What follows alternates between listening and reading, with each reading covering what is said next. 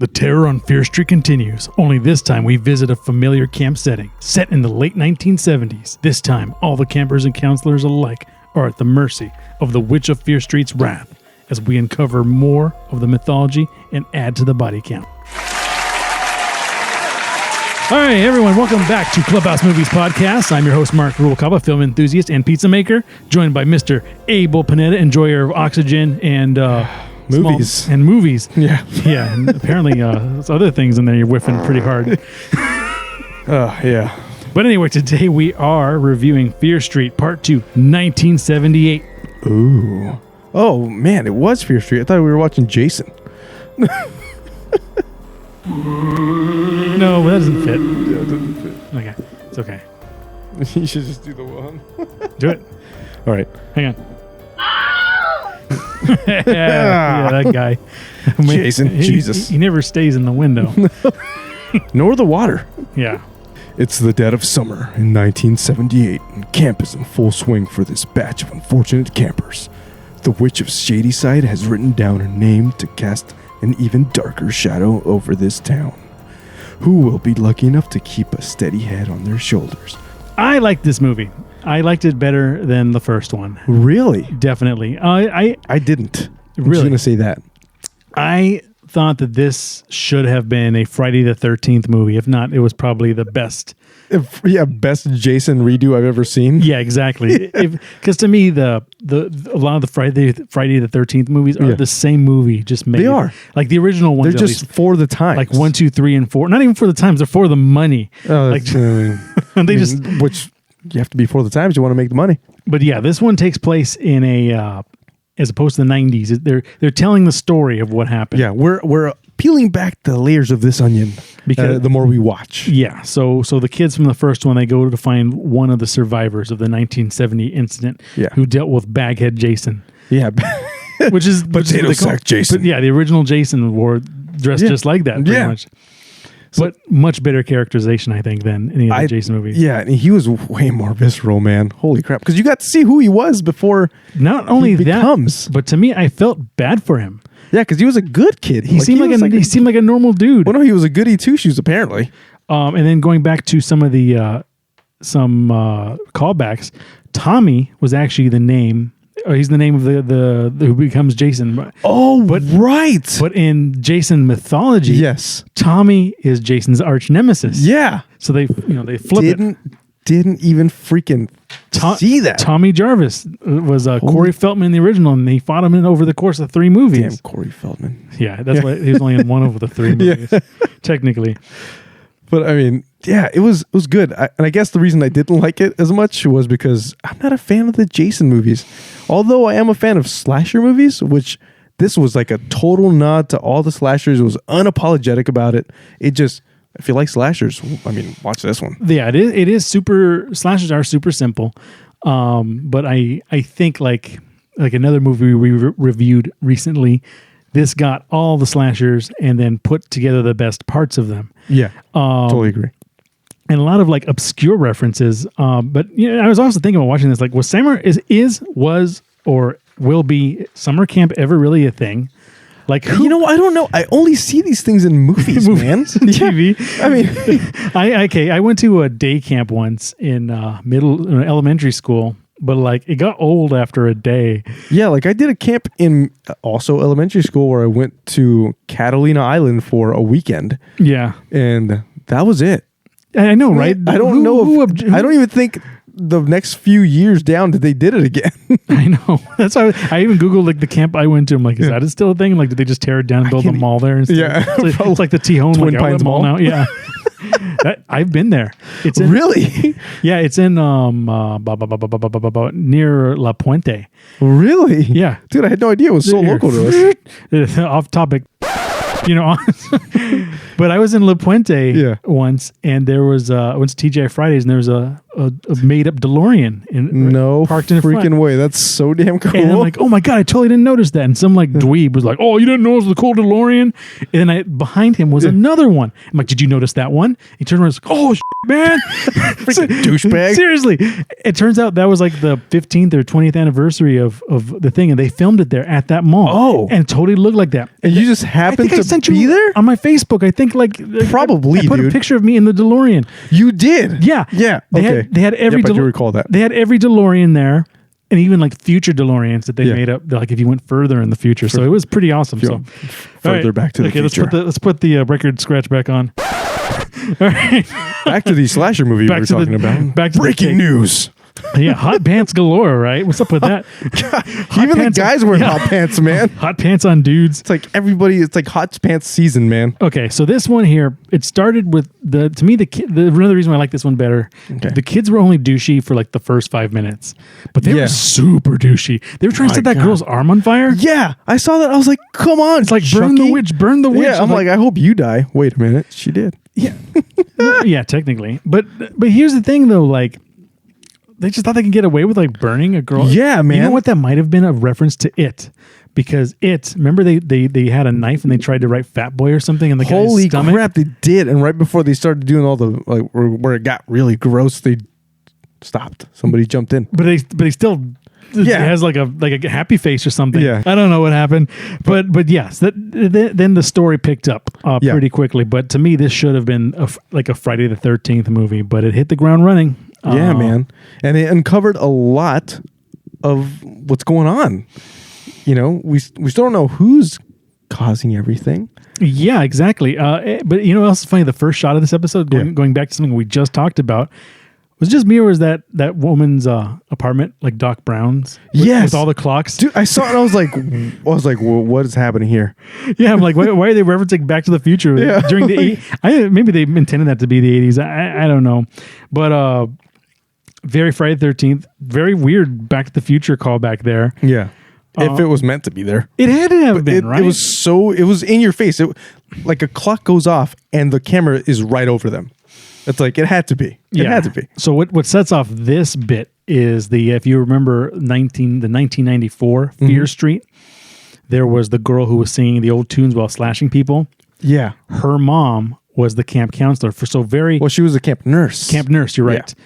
Very much like Jason. Yes. Wanting revenge. Not necessarily wanting revenge, but like directly affected by this. And she was trying to figure out why it happened. And she found out that Tommy, the counselor, nice guy counselor, is going to end up Jason, being a killer. Being the killer. Because she saw the name written on the wall. Yeah, the name written on the wall down below. Which is super creepy. All those flashbacks freak me out. Yeah, you know what's funny about this movie? I'm looking at the main characters here. Yeah. One of them's name is Cindy, right? I wonder if that's a reference between Sydney in Scary Movie, dude, and Cindy in Scary Movie and Scream. Remember? Hello, Cindy. Yeah, Sydney. It's like, hello, Cindy. Sydney. It's the same name, right? It is the same name. Sydney. That has to be Cindy. That has to be. I mean, I kept imagining like Alice is. I didn't realize that one of the other main characters is named Alice, and this might be freaking pulling straws over here, but that's the name for Resident Evil. That's the main character's name, Alice. You were right. Yeah, and Alice in the rabbit hole, and they were in a hole. Holy she in the crap! Did we just? I don't know. I probably. We just got blown. You just got. Oh wait, no. My mind just got blown. Yeah. There we go. That's what we meant. Yeah, there you go. Let's see. Probably, dude. I feel like everybody was underground where all the witch stuff happens. Speaking of which, remember that outhouse, like the cleanest like crap hole? Yeah. I hate this red moss. I'm like, I don't know, man. Looks like a little bloody to me. Woof. Yeah. Wait. Yeah. Checkers does not approve. Oh. Anyway. Every hole. Remix. Yeah. How you guys like the new soundboard? Yeah, no, right? Where were we? Okay, so Sweating. crap hole. Crap Okay, hole. so the thing here is they go through the nurse's book, Yes. and it talks about everything that's going to happen. Yep. So they actually end up finding the witch's like hobbit hole that's underground. Hobbit hole. I don't know. Freaking maze. Yeah, this maze thing, and they find the names of the names of the killers. Yeah. And Tommy's name appears there. And dude, this guy, he does some serious damage with his axe. Yeah. Like I actually like wrote down axe wounds, nice. Axe wounds, nice. Yeah. Kids It's like- getting killed. Yeah. Whoa. It's like, Dude. dude, like how did he kill a kid and his glasses didn't break? Yeah, he messed up everyone with his axe, and it wasn't He like went, I think it was like 13 bodies or something. It was, he killed entire like cabins of kids he in just this went there one. and decimated them. Yeah, He no-scoped them, as they say. yeah, it's like Everyone was, Fatality. right. dude, it was like one-hit wonders with an axe. That's what it was. But yeah, they were constant. Well, speaking of one-hit wonders, Yeah. I don't know if you caught this, but almost every time they played a musical track, that track was an absolute foreshadowing. And in this one, it was a callback to, they're like, rest easy or something, put your head down or whatever. But it was good. Look at that.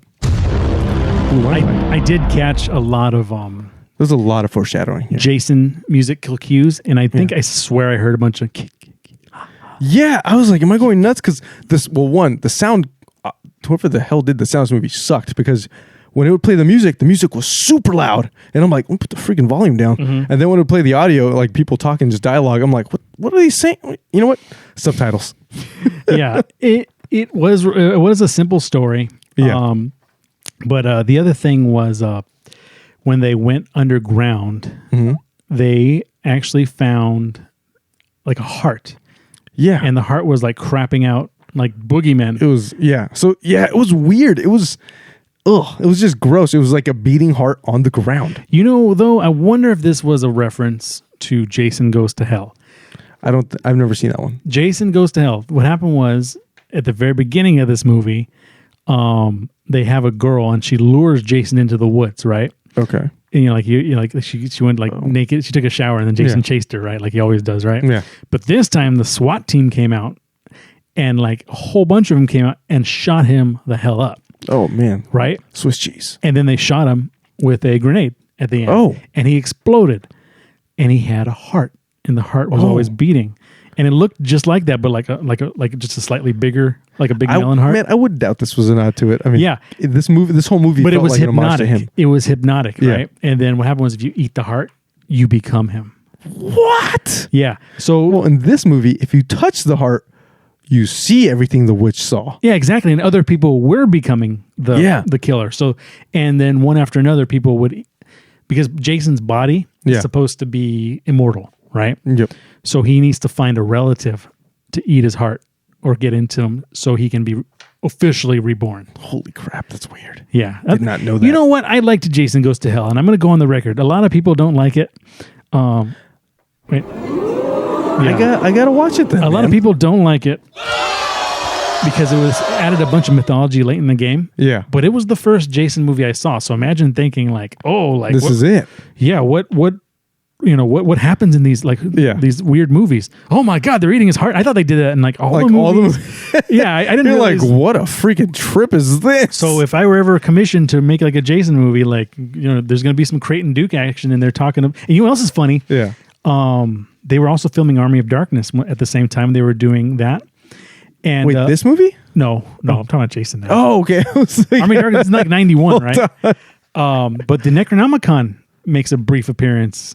The Book of the Dead. yes. In Jason Goes to Hell, in that scene. You know where else the Necronomicon makes a brief appearance? Where? In The Walking Dead, very recently. I don't watch that show. But I'm saying in Rick's last episode, he finds the Necronomicon in a cabin. What? So the Necronomicon man seems to like go back and like be part of like a lot of different kinds of horror franchise. Holy crap! Even Hocus Pocus, I guess. Yeah, I actually don't remember that one. I think they're making Hocus Pocus too. They are. It's a Shop Talk story. But anyway, where were we? Oh yeah. So this chick, she gets like a compound fracture and just like ties it together. Dude. I mean, That's like a career-ending injury, and she still has to fight another day. Yeah, like leg bone out. It was gross. It was like Exactly. But I was thinking, man, like Tommy, like when he went out after people, he went after people. Dude, it was without remorse. Like they did him dirty, and he was like, "This is my ex. This is your eraser." I was thinking, like, does he run? Oh yes, he does. Yeah. Not only does he run, he thinks, because if he's in a door, like if he needs to get into a door, he's gonna just be like, "Oh, it's locked. Let me just punch a hole in it real quick and unlock the door and then get in." I'm like, "Damn, guy, so freaking nuts!" And by the way, I like that we get to see where his potato sack originated. Like that was such a cool thing because with Jason, that took a while. Yeah, he found his hockey mask in the third movie. Yeah.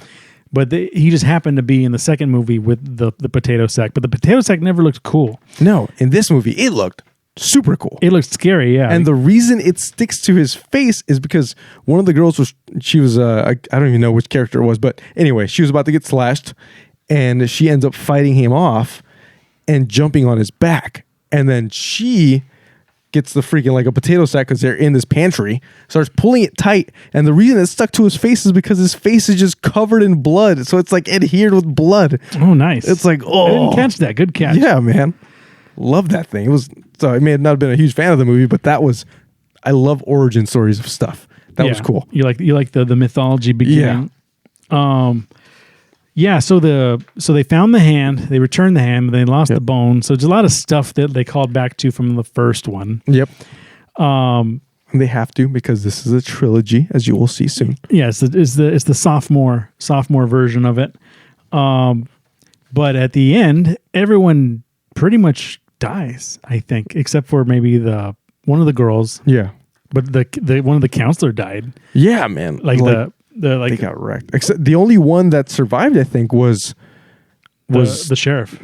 Not just the sheriff, but the main girl. The main girl, she died. The girl, which in 1994 is the old lady that they find out is this woman, the only one that survived the slashings. She was a girl. She's named Ziggy in the movie. So, or rather, when they're younger, she got brought back by the sheriff, by Sheriff Good. Mm-hmm. So Sheriff Good denied the whole thing, even though he saw the whole thing. Yeah, it's like she's crazy. And after that, things were never the same. Pretty much. Freaking Shady Ciders and Sunnyvale, or whatever they are. One of the counselors was a dweeb, though, who was in the Halloween 2018 sequel. Really? He was the boyfriend's friend. Man, I got to rewatch these movies. Yeah, he's the one who got those spikes on fences, like fancy fences. They have he got his throat. Oh, I do remember that scene. Oh man, that was freaking gross. That was the scene where the motion lights. They also gave now that I remember that scene, they gave a nod to that scene in this is hold on. The record scratch. Where is it? There we go. In Hot Fuzz, at the end, they gave a nod to that exact scene. To Bill Nye, the guy. Yeah. Right in the freaking dome, man. Hot Fuzz would have happened first. Hot Fuzz would have happened first. Oh. Now we're back. And we need a tangent button. Yeah. Tangent. Like, tangent. We're going on a trip. Why does that sound so funny? What? That's terrible. The baby crying? Yeah. Because babies do not sound like that. Oh, man. Oh, what are we else talking about? Yeah, so the kids all got chopped up. That was nice. Yeah. It was nice. And I mean, it was like, they just kept going, this is axe sound. Just, I love you. I will never die without you. Jason never killed kids. Because Jason was a kid.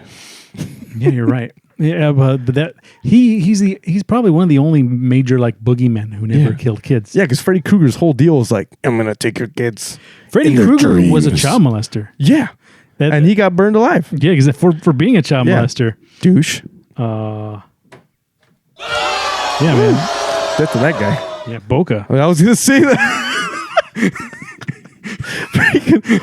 Watch previous episodes. You're going to laugh. Baka. Baka. Baka. That's Bikers Against Child Abuse, if you don't know. Full support of them. Yeah, exactly. We got to put a... There we go. Balance out the boo because you never know. Negative, positive, negative. There we go. Math. Balancing of all. It all adds up. Walking on a compound fracture, but that girl got domed in the face. Dude, yeah. Everyone got so many domed. people got wrecked by that axe, dude. Even the main girl, Ziggy, man, like the milkman, like... Oh, she got freaking... Stabbed real good. So many times. I don't know how they brought her back to life, man. Yeah. She was messed up. Yeah, those were definitely some lung stabs. But yeah, I don't know if you got anything else for some reason. No, I wrote... a lot of juice on this Let's one. see, I wrote so much extra death. So much. Just literally that sound all over the movie. It was like, you slip? Yeah, right. Hey, did you open the door? Yeah. Like, seriously. It was definitely a slasher movie. If you like slasher movies, watch this one.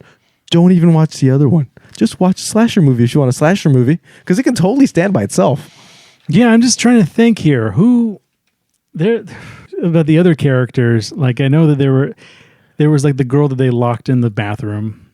They tried to do. So she was the douchebag that got that burned her. Yeah, that got killed. So the douchebag that burned Ziggy in the beginning got her just desserts.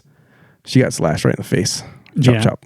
Pretty good. And then that scene in the toilet again. I keep going back to that perfectly clean but like just mossy outhouse. Was that a co-ed outhouse? I don't know, man. I've opened up porta potties and I'm like, oh God. I'm like, oh God. Hey, hang on. Yeah. Yep. If you puke hard enough, that fart's coming right out. Oh my God. Hang on.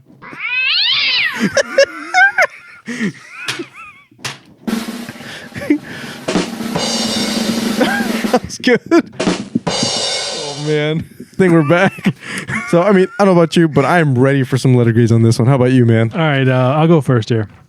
So I'm going to give it a B+. Okay. I thought it was a much better installment than the previous entry. This is a Friday the 13th movie. It's the one I've been waiting for. It was scary, very much a campy horror movie with crazy streaks and consequences. Oh, it was pretty good. That's pretty good recommendation from you. Mm-hmm. I'm also giving it, but I'm giving it a B, just a flat B. Mm-hmm. I said, while this movie had a lot to live up to with the first entry in the series, I felt that it gave sweet homage to classic slasher movies with a very welcome twist at the end. It was like good old summertime sweet tea. You know exactly what you're going to get, and it always hits right, man. Axe wounds. Oh, yeah. Anyway, that's been our hot take on Fear Street Part 2, 1978. I have been your host, Mark Rubalcaba for Clubhouse Movies Podcast, joined once again by Mr. Abel Panetta. We will catch you next time. And remember, like, share, subscribe, ding. Set those notification bells. Watch us on YouTube. Watch us on this. Tell your friends. Hide your kids. Hide your wife. Yeah, you can listen to us anywhere. And, one of these days we'll take calls. Leave some comments. We'll comment on them too. We're still coming out with a top 10 of best movies of the year, best movies of all time. We're doing lists. We're doing things. Yeah. Comment. We're seeing the comments. Yeah, man. And, were there three of us at some point? There were three of us. You may was see it a girl or like a... I don't know. Oh, I know. Checkers. It was. Checkers has always been good here, man. Always in support, Checkers. Checkers. All right. I miss Checkers. Anyway, we'll catch you next time on Clubhouse Movies Podcast. Over and out.